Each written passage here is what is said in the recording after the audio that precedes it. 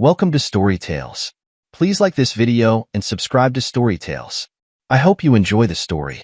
Let's begin. Kevin Harper cut into the pot, roast with practiced precision.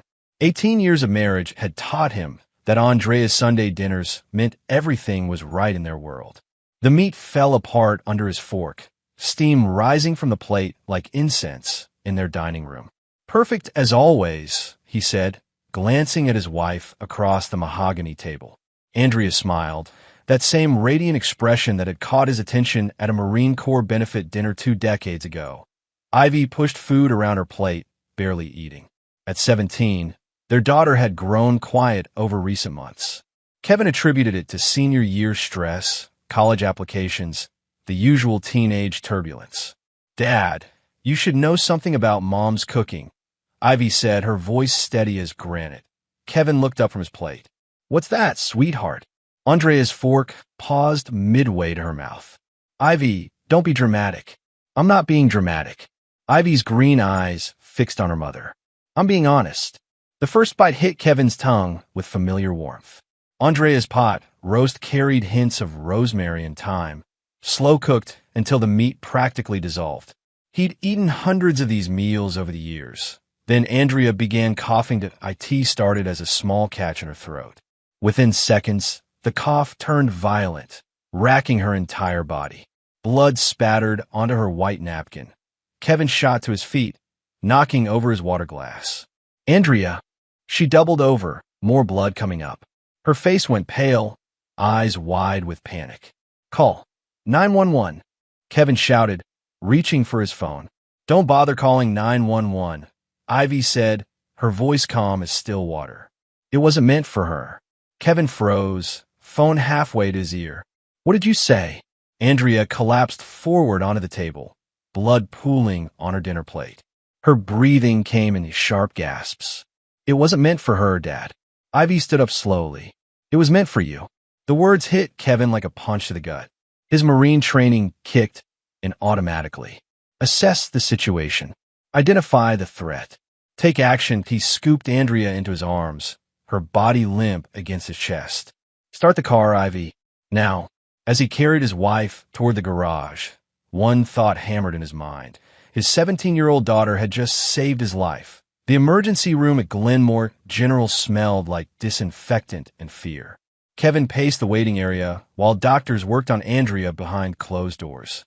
Ivy sat in a plastic chair, staring at her hands. Doctor Martinez emerged after 2 hours, his expression grim. "Mr. Harper, your wife is stable. We've pumped her stomach and administered activated charcoal." "What happened to her?" "Toxin ingestion. Something caustic damaged the lining of her esophagus. Not lethal, but enough to cause internal bleeding." Dr. Martinez frowned. "Do you have any idea what she might have consumed?" Kevin glanced at Ivy. His daughter's face remained blank, but her knuckles had gone white where she gripped the chair arms. "The pot roast," Kevin said. "That's all she ate. We'll need to test any remaining food. This could be accidental contamination, but..." Dr. Martinez trailed off. "But what?" "The concentration suggests intentional dosing. I'm required to report this to the police." After Dr. Martinez left, Kevin sat beside his daughter. The waiting room had emptied except for them. Under the harsh lights, Ivy looked older than her 17 years. "Tell me what you meant," Kevin said quietly. That Ivy's shoulders sagged. "I've been watching her, Dad. For weeks." "Watching her do what?" "Lying. Sneaking around. Making phone calls she thinks nobody hears." Ivy turned to face him. "I saw her prepping 2 plates earlier tonight. One was labeled with your initials." Kevin's blood went cold. "What are you talking about?" "She had 2 identical plates ready. One for you, one for her. But I switched them when she went to the bathroom."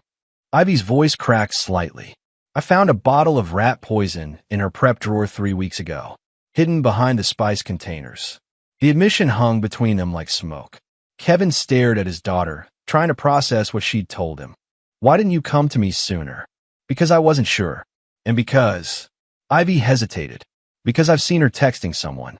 Someone she calls Margot on her phone, but it's not Margot from the catering company. I checked." Kevin's hands clenched into fists. 18 years of marriage. 18 years of trust, partnership, building a life together. And now his teenage daughter was telling him his wife had tried to kill him. Who is it really? I think it's Royce Sutter. The name hit Kevin like a slap. Royce Sutter owned the biggest construction company in 3 counties. Old money, local royalty, the kind of man who commanded respect at city council meetings. Kevin had met him at Chamber of Commerce events, shared drinks at the Elks Lodge. How do you know? I saw his truck at the end of our street twice last month. And Mom's been getting her hair done a lot more lately. Ivy's voice turned bitter. She thinks I'm stupid. Kevin pulled his daughter close, feeling the weight of her revelation settle into his bones. In 18 years of marriage, he'd trusted Andrea completely. She handled their social calendar, managed the household finances, represented their family at community events. The idea that she'd been planning his death felt surreal. But Kevin Harper hadn't survived 2 tours in Afghanistan by ignoring intelligence reports. What else have you noticed? She's been asking about your life insurance policy, and she wanted to know if you'd updated your will recently. Ivy pulled back to look at him. Dad, she's been planning this for a while. Kevin drove home in silence while Ivy slept in the passenger seat. The hospital had kept Andrea overnight for observation. She'd be released in the morning with medication and strict dietary instructions. The house felt different when he walked through the front door. Every corner seemed to hide secrets. Every shadow could conceal betrayal. Kevin went straight to his home office and powered up his computer. As the head of Harper Fabrication, he'd learned to be methodical about documentation. Every business decision was researched, every contract was verified, every partnership was thoroughly vetted. Time to apply those same principles to his marriage that he started with their shared cloud storage account. Andrea had always been careless about digital security, saving everything to automatic backups. Kevin found her phone records, text message logs, even voice memos she'd recorded for grocery lists. What he discovered made his stomach turn. Text messages from Margot dated back 2 years. Can't wait to see you tomorrow. Usual place. Kevin working late again? Perfect timing. Once we're together officially, we can sell that dump of a shop. Kevin scrolled through months of conversations, each message driving the knife deeper. The latest exchange was dated yesterday. Next week is the time. He's eating alone, right? Yes. I'll say it's a new flavor test.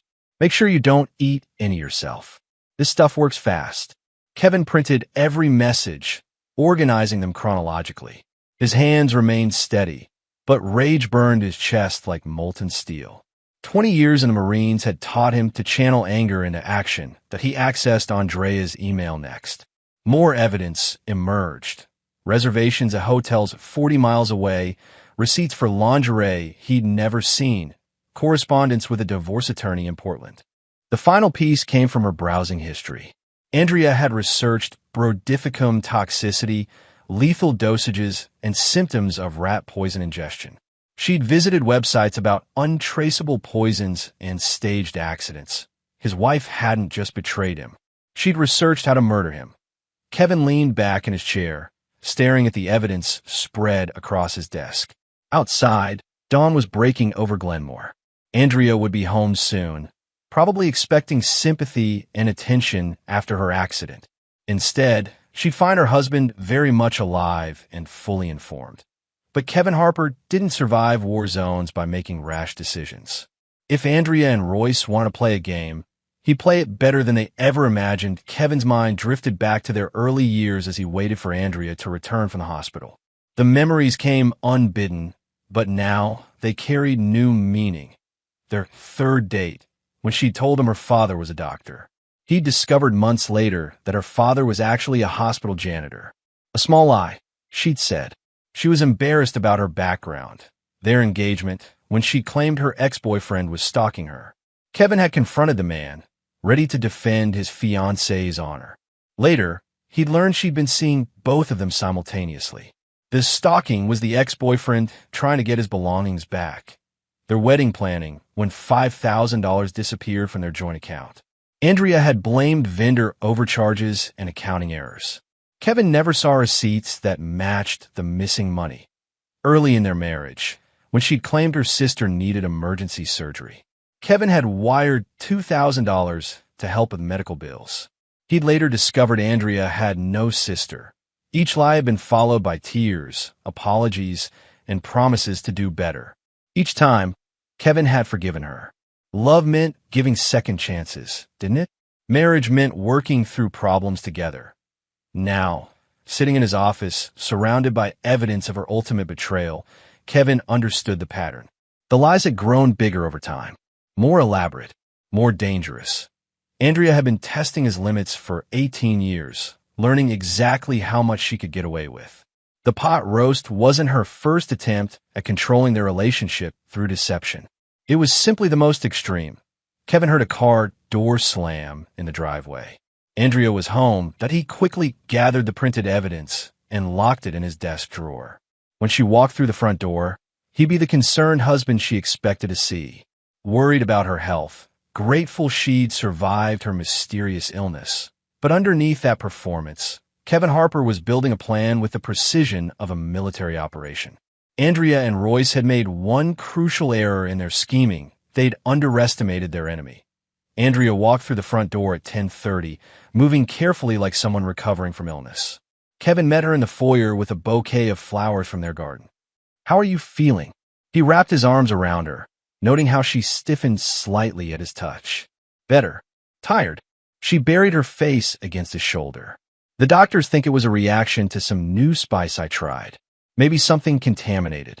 Kevin stroked her hair, the same auburn curls that had mesmerized him 20 years ago. "I threw out all the leftovers. We can't be too careful. That's probably best." Andrea pulled back, studying his face. "You look exhausted. Did you sleep at all?" "Not much. I was worried about you." Kevin guided her toward the living room. "Can I get you anything?" "Tea. Something to eat. Just tea would be nice." As Kevin prepared chamomile tea in the kitchen, he watched Andrea through the doorway. She sat on their couch, scrolling through her phone with practiced efficiency. Her movements seemed normal, but Kevin noticed details he'd previously overlooked. The way she angled the phone so he couldn't see the screen. The quick, nervous glances toward him whenever she typed. When he brought her the tea, she set the phone face down immediately. "Ivy's at school?" Andrea asked. "Yes. She was pretty shaken up last night, but I convinced her you were going to be fine." Kevin sat beside his wife, close enough to touch. "She blamed herself for not noticing you were feeling sick." Andrea's expression flickered for just a moment. Guilt? Regret? Kevin couldn't be sure. "She's a good girl," Andrea said. "Sometimes I think she notices too much for her own good." "What do you mean?" "Teenagers. They're always looking for drama, seeing conspiracies where none exist." Andrea sipped her tea. "I've caught her listening in on my phone calls lately. Normal teenage behavior, but still annoying." Kevin nodded sympathetically while noting the revelation. Ivy had been right to be suspicious. "I should call the catering clients for this week. Cancel everything until I'm feeling stronger." Andrea stood up slowly. "Would you mind if I rested for a while?" "Of course not. Take all the time you need." Kevin watched his wife climb the stairs to their bedroom. As soon as her door closed, he retrieved his own phone and sent a text message to his sister Adele. "Need to talk. Important." Then he called his business partner Garrett Lang. "Harper Fabrication." Garrett's voice carried the same steady calm that had made him an excellent Marine sniper. "It's Kevin. Can you meet me at the shop in an hour?" "Sure. Everything okay?" "No, but it will be." Garrett arrived at Harper Fabrication with a black duffel bag and no questions. 20 years of friendship had taught both men when to ask for details and when to simply provide support. "What do you need?" Garrett asked, setting the bag on Kevin's desk. Kevin handed him printouts of Andrea's text messages. Garrett read them silently, his expression growing darker with each page. "Son of a bitch," Garrett muttered. "How long has this been going on?" 2 years, based on the messages. Maybe longer. Kevin pulled up blueprints of his house on his computer. "I need surveillance installed.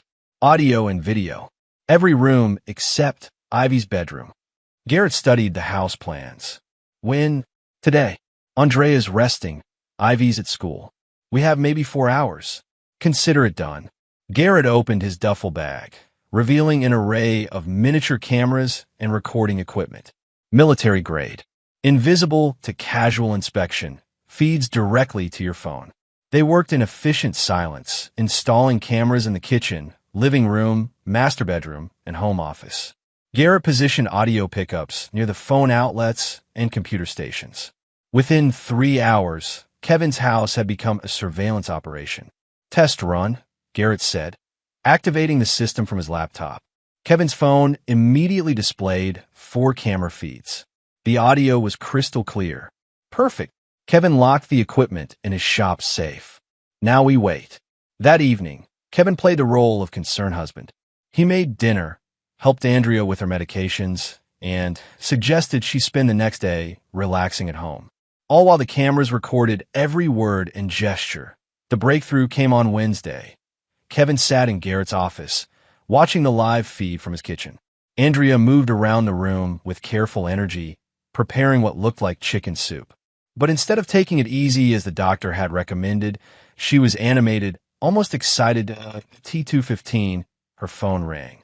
"Hello," Andrea answered, glancing around the empty house. Kevin turned up the audio feed. A man's voice came through clearly. "How are you feeling?" "Much better." "That was close, Royce." Kevin's hands clenched into fists. Royce Sutter's voice was unmistakable. "Too close. We can't afford any more mistakes like that. There won't be any more mistakes."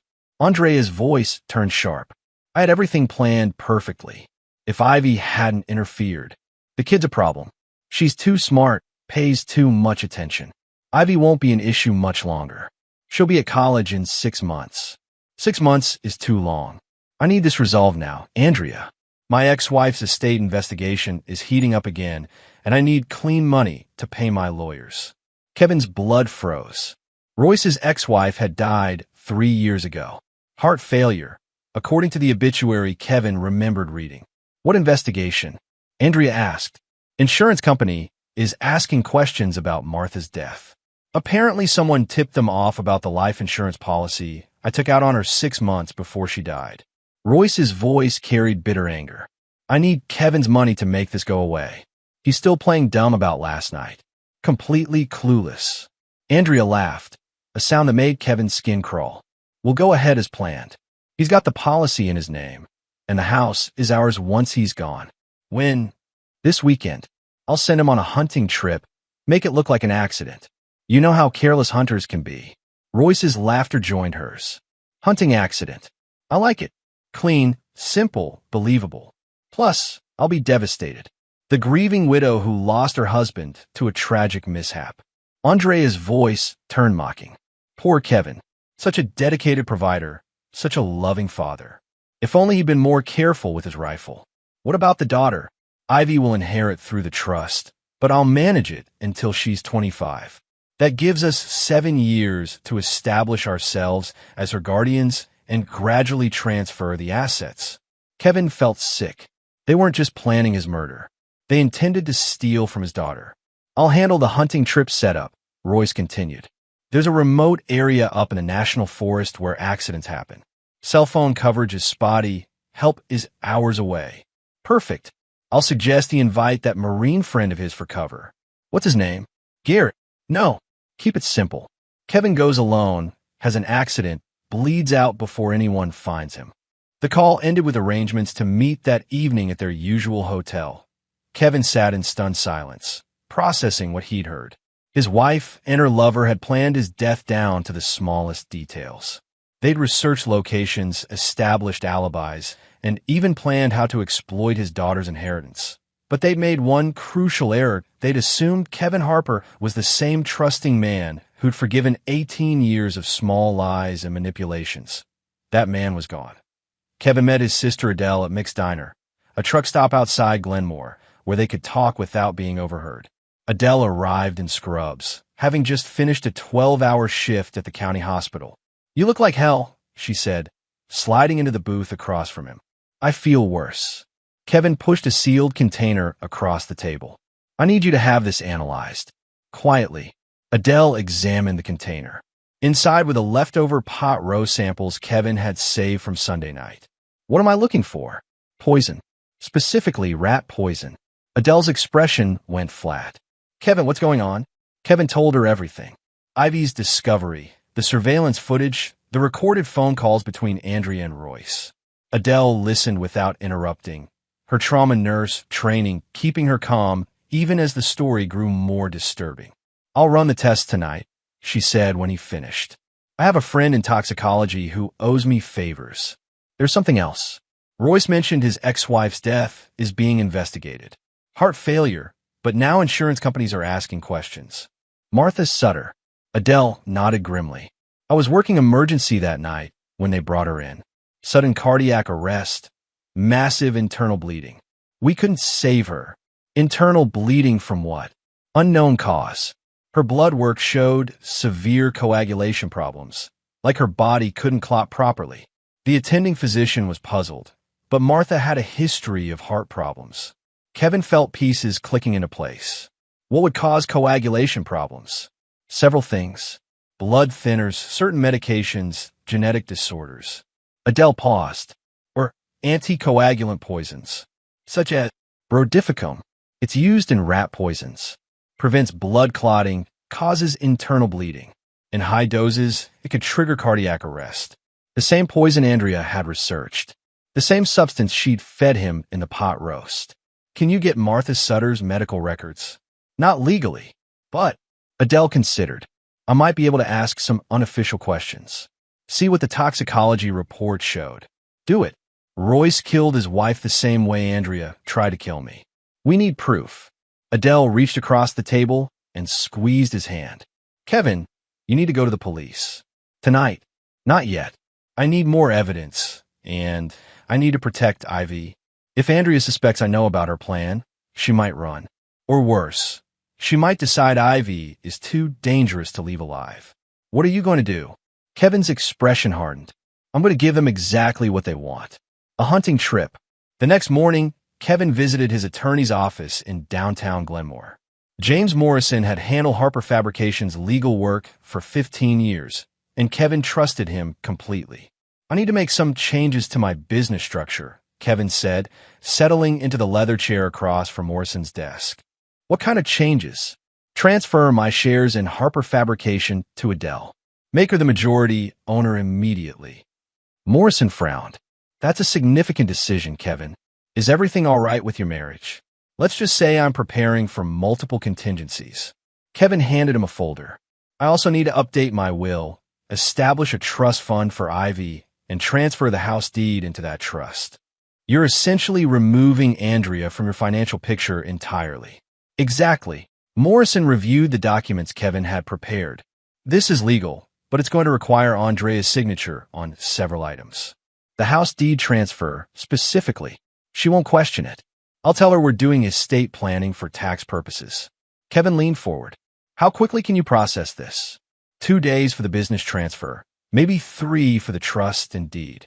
But Kevin, if you're planning to divorce Andrea, there are better ways to handle this. I'm not planning to divorce her, James. I'm planning to survive her. That afternoon, Kevin visited his bank and quietly moved their joint savings into his personal business account.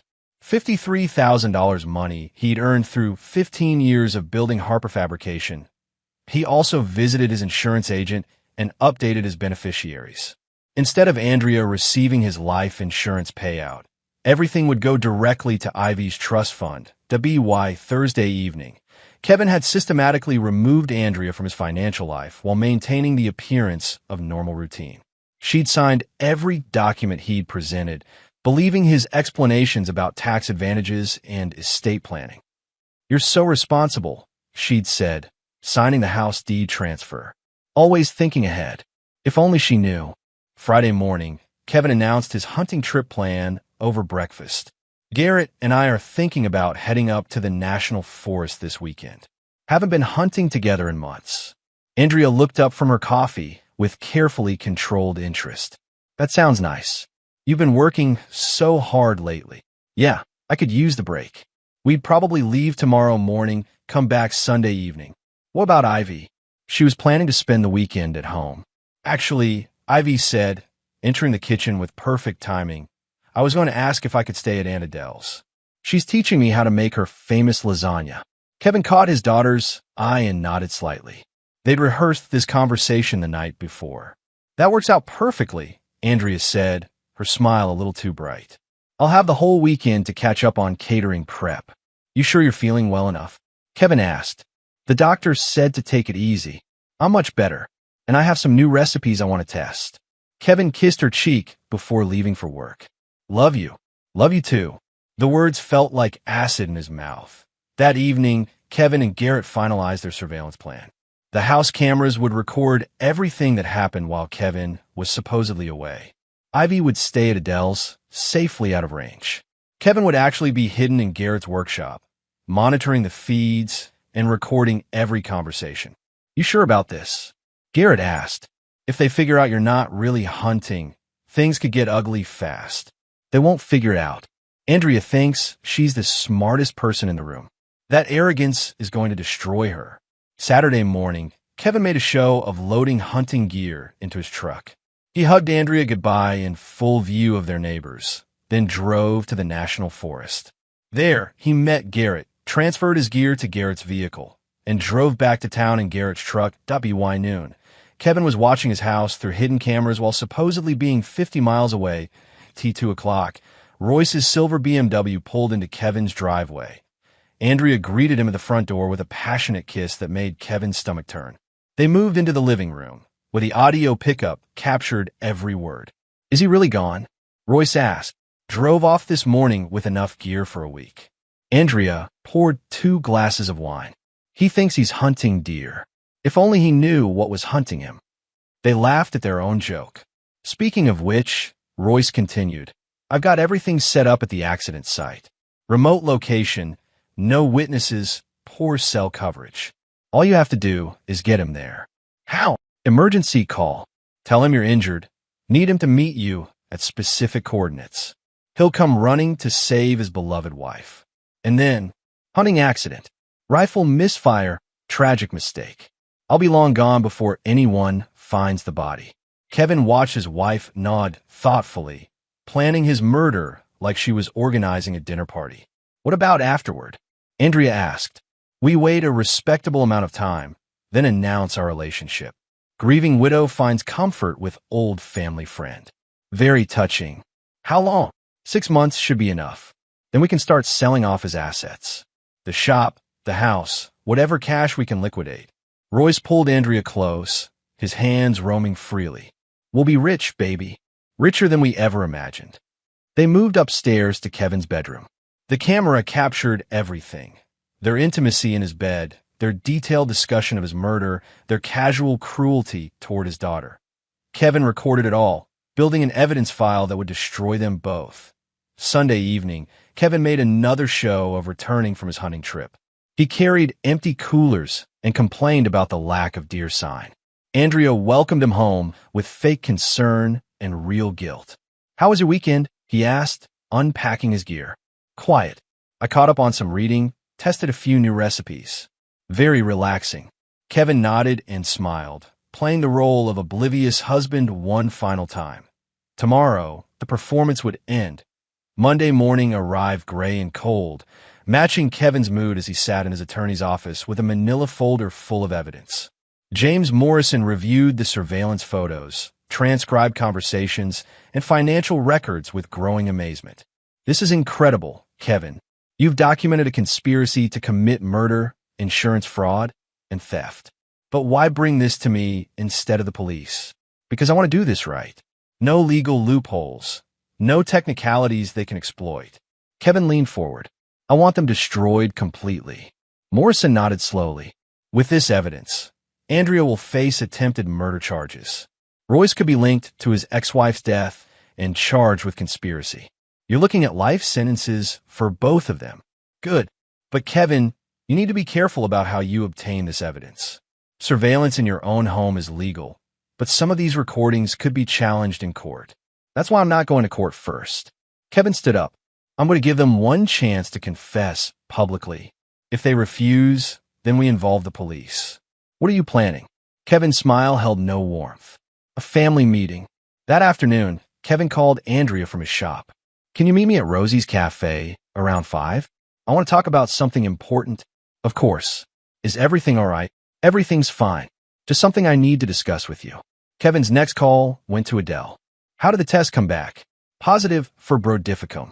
High concentration, definitely intentional dosing. Adele's voice carried barely controlled rage.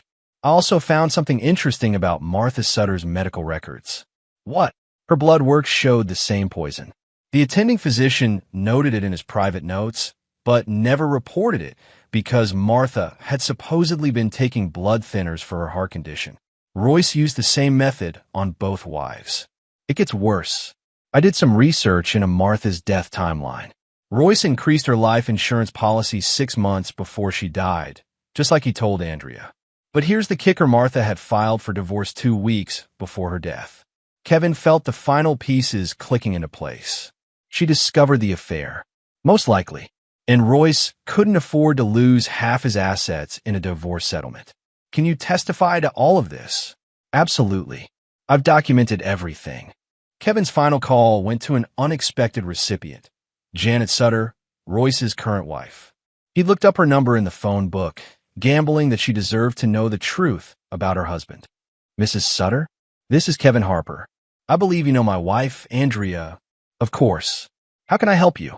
I have some information about your husband that you need to hear. Can you meet me at Rosie's Cafe at 5 o'clock? And you might want to bring a friend for support. The pause lasted several seconds.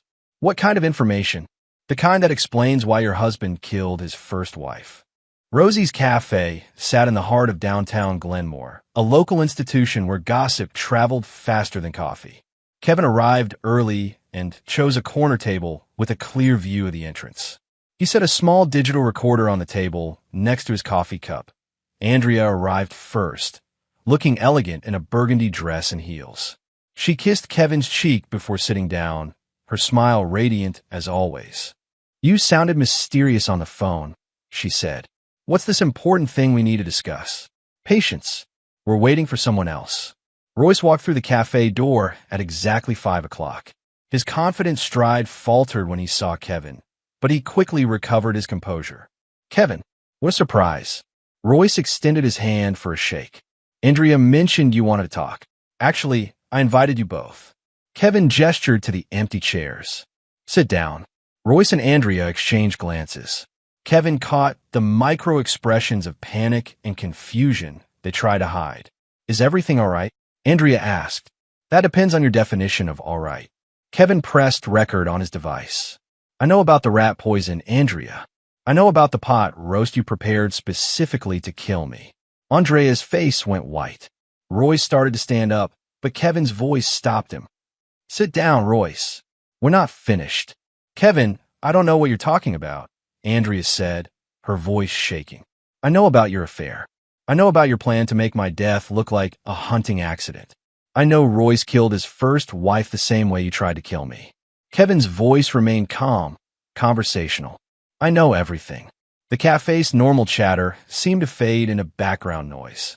Other customers glanced toward their table, sensing drama. You're being paranoid, Royce said. Andrea loves you. She would never what? Never poison my food? Never plan my murder? Never steal my daughter's inheritance? Kevin pulled out his phone and played an audio recording. Royce and Andrea's voices filled the air. We'll go ahead as planned. He's got the policy in his name, and the house is ours once he's gone. This weekend, I'll send him on a hunting trip, make it look like an accident. Andrea began crying, but Kevin noticed the tears seemed forced. Calculated. That's not what it sounds like, she sobbed. You're taking things out of context. Really? Let's add some context then. Kevin played another recording. Poor Kevin. Such a dedicated provider, such a loving father. If only he'd been more careful with his rifle. Royce's face flushed red. You recorded us illegally. This is entrapment. Actually, it's legal to record conversations in my own home, especially when those conversations involve planning my murder. The cafe had gone completely silent. Every customer was staring at their table. Kevin, please. Andrea reached for his hand. We can work this out. Marriage counseling, whatever you need. Kevin pulled his hand away. Work what out, Andrea? The fact that you've been lying to me for 18 years? The fact that you tried to kill me? The fact that you planned to steal from our daughter? Janet Sutter appeared beside their table, her face pale but determined. She brought 2 friends for support, just as Kevin had suggested. "Hello, Royce," she said quietly. "Having an interesting conversation?" Royce's composure finally cracked. "Janet, what are you doing here?" "Learning about my husband's hobbies. Murder, for instance." Janet pulled out a chair and sat down uninvited. "Mr. Harper called me. He thought I should know that you kill Martha the same way Mrs. Harper tried to kill him." "That's ridiculous. Martha died of heart failure. Martha died of brodifacoum poisoning," Janet said. "The same rat poison found in the Harper family's pot roast. The same poison that caused Martha's heart failure." Kevin watched Royce and Andrea realize their world was collapsing. Other cafe customers had pulled out phones, recording the confrontation. By tomorrow, the entire town would know about their failed murder plot. "You chose your life, Andrea," Kevin said, standing up. "Now live with it." He walked toward the cafe exit, leaving his wife and her lover to face the consequences of their actions. Behind him, he heard Andrea calling his name, her voice desperate now. But Kevin Harper was done listening to his wife's lies. Kevin drove straight from the cafe to the Glenmore police station. Detective Ray Coleman had been expecting him. Adele had called ahead to arrange the meeting. "Mr. Harper, I understand you have evidence of attempted murder." Kevin handed over the evidence folder he'd prepared. "Everything you need is in there. Surveillance footage, audio recordings, toxicology reports, financial records. My wife and Royce Sutter planned to kill me for my insurance money." Detective Coleman reviewed the materials with growing interest. "This is very thorough. We'll need to verify the audio recordings and interview your daughter about her observations. Ivy's staying with my sister.